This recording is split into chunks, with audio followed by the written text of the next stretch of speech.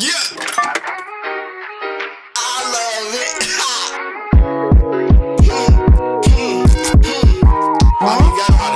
ShadzWorld?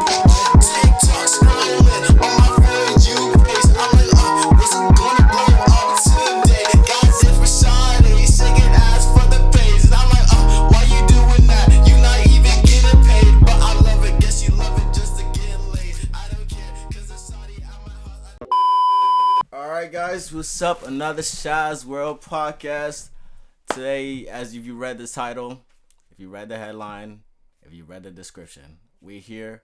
Well, man's here, Mar, bro. Come on, Mar. Come introduce yourself. Got him on the cast today. What's up, y'all? My name R2X. Y'all already know how I'm going. Y'all already know how I'm stabbing this M2X in this joint. Straight out of No Feast. I want to let y'all know that, look, today this podcast about to be lit. I'm with my man ShadzWorld right now. We about to get this shit jumping. And I appreciate everybody that's watching right now. Let's get it. Alright, so we got some topics on here on the phone. Wrote on the notes. Alright, let's see. Yeah, that's it. What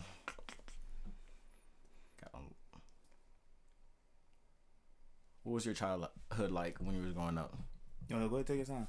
You gonna edit this on whole joint, so you can take your time. Just Man, that's it. I let it go right through. I let it go right through for the podcast. For real? Yeah, and have nothing cut. They see it clear just like that. Oh, well, look.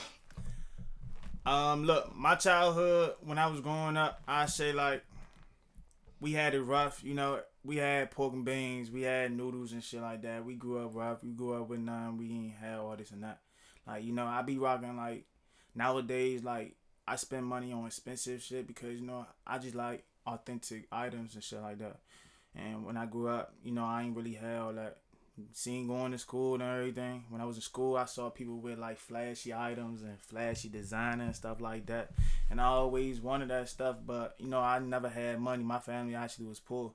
You know, we was moving, going crib to crib. We was like, I say we was homeless, but we also had like people houses. My mother had friends houses we used to go over and used to chill and stuff like that. So it was like we really had to like a little difficult, a little bit too. And then, you know, right now, as I'm doing what I do, I also do YouTube, music, and I just do a lot of stuff for myself. That's Some entrepreneurship type shit, right? Yeah, some entrepreneurship. I mean, you think like that whole difficulties as your childhood like shaped who you are now?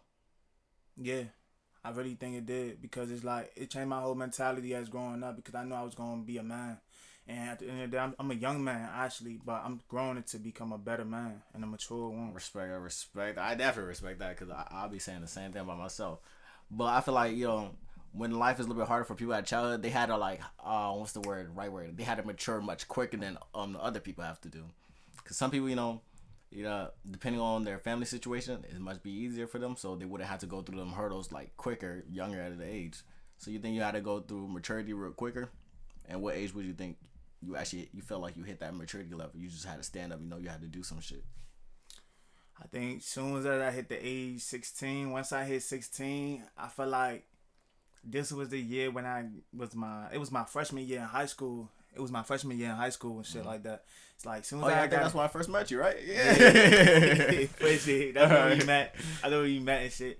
And then that's when like my whole perspective on life changed after that when I got in from my freshman year of high school. Mm-hmm. That's what made me like look at life so different because, you know, I had to grow up. Plus my father wasn't in my life and like that. So, you know, I had to get things on my own. I saw people with this, saw people with that. And, you know, I always wanted that stuff and I couldn't get that stuff because I ain't never had money. So the way I had to do it, I became a hustler. This is how I became a hustler. Mm-hmm. First, it was all about, I started making music at this time because, you know, at the time I was profiting off my music. I was getting money off my music and stuff like that. And I still do music as we speak. You know, I'm still building up my career. And then over time, I just started like DoorDashing, Uber Eats. I started selling candy, selling clothes, and just selling snacks and just started building my money up. And started saving my money up. My mother always told me save your money up if you want to get what you want to get. You know, if you want to buy what you want to buy. So everything I rock on, everything I got, it was never given out. It was always, I worked hard for it. Save that up. Mm-hmm. So that's what made me like look at life from a different perspective, because you know nobody ain't gonna like give you no hand. Nobody ain't gonna hold your hand to the finish line, man. You gotta really walk the finish line yourself. You really gotta grind yourself. You gotta get up and do it yourself. Nobody here to baby you will tell you no bullshit. Like nobody. At the end of the day, walk to that finish line. I don't care if you standing, crawling, walking. Just get to it. Just get to that finish line. Like you gotta grind and get up and do this for yourself and understand that you only got yourself. That's all I gotta say. Man, I feel like for me, like everybody, has their own story, their own job. Like, there's two sides of the coin. For me, it was different. I had for a mindset in my childhood, I guess you could say stuff was given to me, or I didn't see the world as what it was. Because I was the type of kid, I go to school, like elementary school, middle school, and I do something bad or whatever, I was always grounded. So I was always stuck in the house. So I didn't really get to actually see the world, how it is, how beautiful it is, the bad of the world, all of that. I was always in the house. So I was like caged, I was stuck in a cage until, stuff happened when I hit 18, blah, blah. I'm out the house. So I'm out the house. I rented a room. And, hey, I met friends, met people, went to parties. Stuff happened. People got shot at. Like, oh, yeah, I've been through a lot of situations. I think that's what it, hit me to maturity. I wanted to better myself and not want to live like this again. Like don't get me wrong. I definitely enjoyed all those moments, what I've been through, good and bad, because that's an experience what grows you and at least have something in your life you could say, like, hey, yo, I've been through all this. Yeah. And that was tough for me. And once out of that, opened my eyes, that's where it hit to actually stand up. I got to do something for myself. I got to become a man. That's where life actually hit me. I actually got to experience life. Like, the time that I moved out, I experienced life way more than I ever done all those other 18 years. Yeah. It was great, honestly. I can't lie, because now look how I am, bro. And I always use, sometimes I'd be like, the times when I was 18, before, and those friends I was hanging out with, I kind of regret them, because I could have been doing more. I wish I had the same mentality I have now, because I could have did so much more with my time. Especially if I was grounded, I was stuck in the house. I could have did a lot more stuff, but I was depressed a lot, guys. So when I was grounded, I was just in my room depressed, just listening to the radio. I'm gonna say one more thing. Another reason what opened up another way that what opened up my eyes of life and how I see from perspective is people who you call your friends ain't really your friends like that. People realize you don't never know what type of intentions people got when they around you or when they with you and stuff like that. So I always pay attention to the signs and symbols and everything. I pay attention and watch that because I stand on respect and loyalty and love. So you really about your word, I always pay attention and watch that because a lot of people just be talking and don't really be taking no action. And a lot of people just be saying it just to say it. They're not really something I be paying attention to because a lot of people don't really be real and there's be a lot of fake going on. That's fucked up. That's fucked up. No cap. And I lost my uncle. He got shot. I lost my cousin. He got shot. And it's all because people want to be in the streets. I understand that, but people got their own bullshit and their own problems going on and shit like that. So you can't really get mad for people choosing their path. People chose their path for a reason. That's why I really respect the fact that my cousin, he be talking to me, giving me facts. And my mother, she a queen. So she been holding her ground. She got 10 siblings, 10 kids, you hear me? So I got 5 brothers and 5 sisters. So, we really standing on business and stuff like that. Everybody holding their ground and stuff so, life really just got into my perspective is my life perspective. I don't know, it's just a lot of shit I could be talking about, but I don't even want to be nah, because I get it, because like I said, when I moved out, it took me a while because I was maturing at that time, I guess. And for me, it's you'll have your friends and shit, and I'm here thinking these niggas fake because they don't hit me up to go hang out here and there. But as we get older, like you said, everybody has their own situation. You gotta look at a different perspective. You don't know what they could be doing at the house. Maybe they could be in trouble right now. Something going on with their family. Maybe they got work. Mm-hmm. We don't know. So it's at that time, I started thinking everyone was against me. I'm here thinking yo, am I the bad guy? What I do? You give the most for all these people, and then hey, suddenly they just disappear. And this doesn't go to everyone. Sometimes, you know, it's not their fault. Some people just generally just like that. They'll just probably use you. And, hey, sometimes you just got to say, hey, fuck it. You took an L, just move on. You'll find someone realer. God's plan. You will find someone better. And sometimes, hey, you got to look at a different perspective. And the best way, honestly, to know if they use it, just be straight up. Just text them like, hey, yo, you been busy or something? Like, what's going on? Straight up. One simple text message could go a long way besides ruining a whole long-ass friendship. That's where, like, I forgot who said that. Maybe it was Kendrick. They said it's pride that will kill you, bro.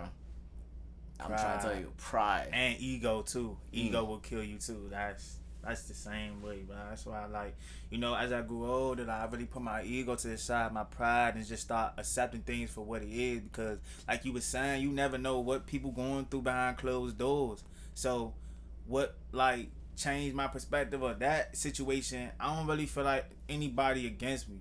If you could already tell when somebody against you, you know that you won't feel the energy. But it's like, as I grew older and understand that, it's just made everything much easier and smoother. You know, the right people won't come around when it's that time. It's just all about patience, and it's all about, you know, you just doing what you're supposed to do. So it's really like, what motivate me is people that doing things that I'm into and interested to. People that want to be better than themselves and want to achieve greatness and achieve things that they never achieved before. That motivate me because they look. I want people around me like that. Like those entrepreneurs, businessmen. Those are people that want to see success for themselves and for their family. That's exactly the type of people you want around with. Like, it's good to have, you know, little friends that you should chill with, but honestly, if you a man and you definitely want to better yourself and you see like a great future for yourself, surround yourself with the people with the same mindset. Y'all might not be doing the same way, going the same path to go on that, you know, journey to go to the end goal. But if the end goal is still the same, surround yourself with them people to better yourself, get more rich entrepreneurs. Because if you just chill out, if you have a great mindset like that, and you chill out with people who just want to chill or watch TV, play video games, or just smoke nothing, you're not going to get nowhere. Nope. Because that's just holding you back. And they be like, hey, yo, bro, hop on the game. And after all that, you on the game. What happened to all that great ideas you had? Just gone. And someone doing better than you now, bro. And somebody going to take your spot. You know, it's always, my mama always said, man, if you ain't going to eat that food on your plate, somebody else will. Ooh, that's a good one. Actually, that's the first time I heard that one, bro. Yeah, that's a good one. Somebody else will, bro. Yeah, that's a perfect analogy. Yeah. You're not going to eat that food, someone else will, bro. You better take it, bro. Facts. When there's a shot, you got to take it. Because what my uncle always told me, the answer will always be no unless you ask. And that's true. You got to take it. And don't let the fear thing hold you back. Fear is, hey, fuck it. Who cares what people think about you and all that? It's honestly is what you see yourself in the future. This is here you building yourself up. This is your backstory from later on in the future. All this is gonna be just memories. People laughing at you, you're gonna forget about that. Cause sooner or later, people's gonna be cheering for you. Mm-hmm. And it's probably gonna be the same nigga laughing at you. Nah, for real though, y'all is facts though, y'all. For real, like, you know, you don't never give a fuck about what anybody got to say, but just do you. Do you at the end of the day, because at the end of the day, them same people that was laughing at you or talking shit to you is gonna be the same one watching you and becoming your fan. I'm telling you now, like, I seen it from my own eyes. You know, as I grew up, like, my mindset right now, I'm still developing adult skills and everything, but it's like, I understand, like, just do you, because people gonna always hate. People gonna always feel envy and jealous, and those the same people that gonna try to come around and fake support you. You gotta pay attention to that shit. It's just weird as fuck how this shit be going, but that's why I be like, you really just gotta do you and focus on you and focus on what you got going on. Larry, right? Niggas will always have opinions. It doesn't really matter, good or bad. It's always gonna be opinions. You might as well just do you. Yeah. Hey, everybody's gonna say something. Yeah. But hey, as a childhood, you played any sports? Of course, I played basketball. I played football. Okay. I played soccer. I played for like the school, like for the school team, or like you know outside of school type shit. Like outside and for the school team too. Like I was playing for both. Like I always enjoyed sports. Actually, before I even started doing what I'm doing, I really wanted to pursue sports. That's really what I wanted to do, pursue sports. But then I got into some bullshit that, you know, I got kicked out of high school my freshman year. because I was hanging around the wrong crowd, and they was just like, I felt like they was draining me. That's how I felt, and I felt like it was gonna lead me down the wrong path, and I was gonna either go to jail or I was gonna either get shot, killed. That's how it really was, bro. Shit was just like crazy when I was growing up too. It was like, you know, I really didn't know, so I really was like, I ain't have no father figure to give me the facts or give me the man talk. So it really was only my older brother, my older siblings. They was giving me the talk, but it really wasn't enough because they wasn't there all the time. They like really experienced that shit. So it really was like I was in my own jungle, and I was just trying to find my way out. That's how it really was. You get me? I understand that for sure. Man, the only sports I say I played was definitely soccer and karate.